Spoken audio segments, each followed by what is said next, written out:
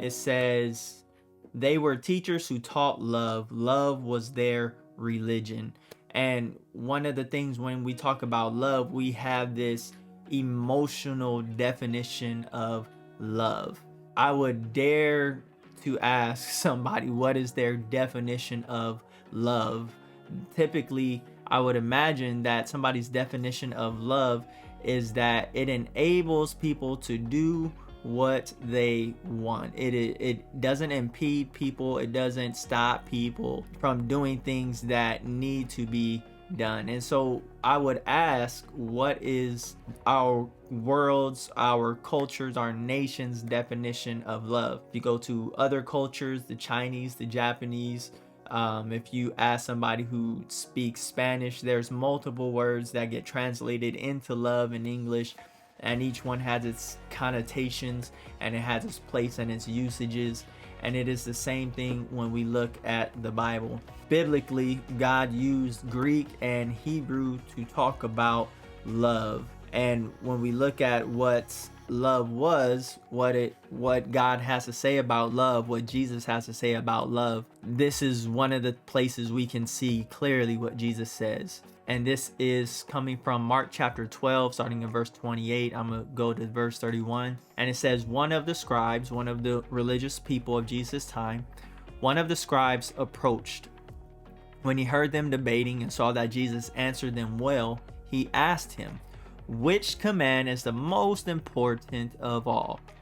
Jesus answered, the most important is, listen, Israel, the Lord, or Yahweh, our God, Yahweh is one. Love the Lord your God with all your heart, with all your soul, and with all your mind, and with all your strength. The second is love your neighbor as yourself. There is no other command greater than these. And so you ask somebody, what is the definition of that word for love? Maybe they'll go to Webster's, or they'll just spew, and that goes back to that Dunning-Kruger effect. We know so little and think we know so much. That was me. I knew so little about God, and yet I acted like I knew every encyclopedia entry about God and who he is, and that I had a close relationship with him. But there was no relationship, and there was little to no book knowledge.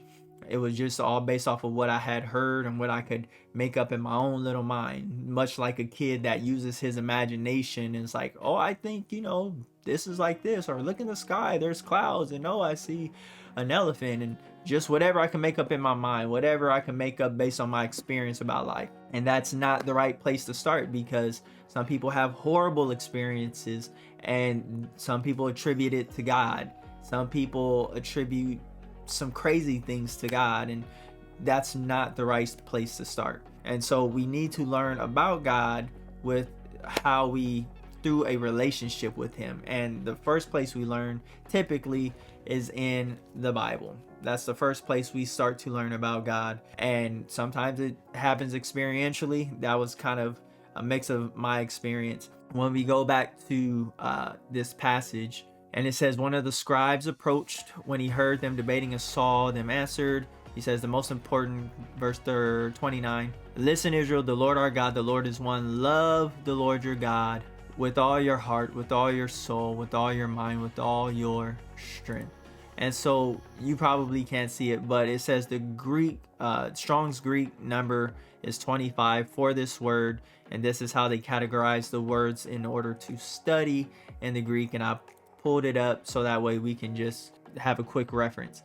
So the word is agapao in the Greek, and I highlighted it. This is kind of from my own personal studies, that's why it's highlighted. But let us see what that word for love means, because we need to understand what God's love is versus what we try to infer and try to insist God's love is from our lack of understanding. It says to esteem, love, indicating a direction of the will and finding one's joy in something or someone. It differs from phileo, to love, indicating feelings, warm affection, the kind of love expressed by a kiss. So this love, God's love, agapao, is not the same type of love. That's where people who speak multiple languages have different levels and depths of love.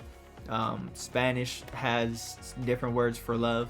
This is one of those languages that has agapao as a word for love, phileo is a word for love, and it says agapao differs from phileo. Phileo means indicating feelings, warm affection, the kind of love expressed by a kiss. This is talking about kind of that lovey-dovey, infatuated love. Phileo is. Agapao is different. Let's continue. It says to love, to regard with strong affection.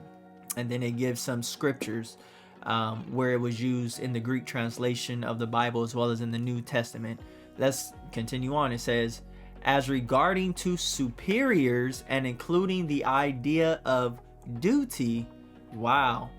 God's love indicates duty.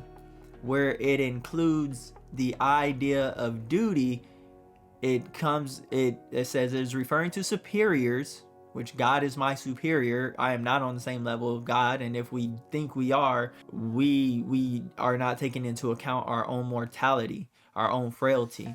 As referring to superiors and including the idea of duty, respect, veneration, meaning to love and serve with fidelity, faithfulness, fidelity. That is the love that we need to have for God. As referring to superiors, including the idea of duty, respect, veneration, meaning to love and serve with fidelity. Let's continue on. There's somewhere I want to get to. There's a specific aspect of this love I want to get to. I like this one. Point 3. It says to love, i.e. to regard with favor, goodwill, benevolence. Benevolence is doing what is right, what is in the person's best interest. You can look that word up, benevolence. It means to do what's in the person's best interest, not doing what pleases them. What's in a person's best interest is not always what's pleasing to them. What you do in a child's best interest is they're not always going to like it, right? Let me see. It says in other passages, the effects of benevolence are expressed as to wish well or to do good to love one's neighbors or love one's neighbor, one's enemies. That's what it's talking about when Jesus says, love your enemies. It's to do good to them. It's not necessarily the feelings and the phileo love, the feelings of affection and want to hug and kiss. It's to do what's right by them, what's in their best interest, regardless of how we feel. That's agapao. That's God's love. That's the love that he's talking about. In regards to one's enemies, especially in regards to one's enemies, should not necessarily be taken to mean doing that which will please them, there it goes, but choosing to show them favor and goodwill. One should realize the need of people to be changed through Christ's grace and to do everything possible to bring them to a knowledge of the Lord. And so when we talk about God's love, we are talking about a love that does what's right by people. We're not talking about like my emotions really have nothing to do with loving God. My emotions, in some ways it does. It helps, having the emotion behind it. It does help to love people even when they're not treating us the best. When we get that insight, one of the things that's really helped me is when people are not treating me right. If it's somebody who doesn't believe the same, I tend to have tons of more grace, because I'm like, you don't even understand what you're really doing and how you're treating me, and it's whatever. Some people do, unfortunately, but when it comes to say like another believer, that tends to get hard, and so when it comes to that's when I double down on prayer and I say, Lord, help me to love them as you love them, to treat them right as you would treat them right.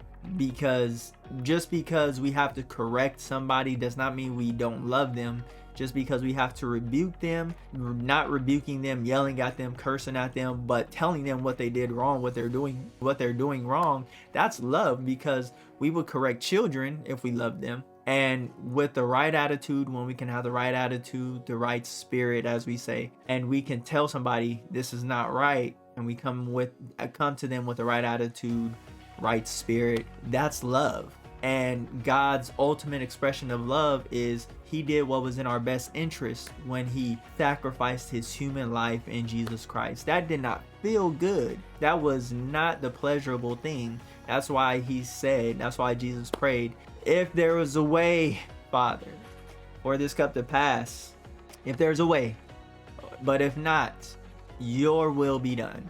Why? Because it was somebody had to pay the price for all of our rebellion, all of our sin.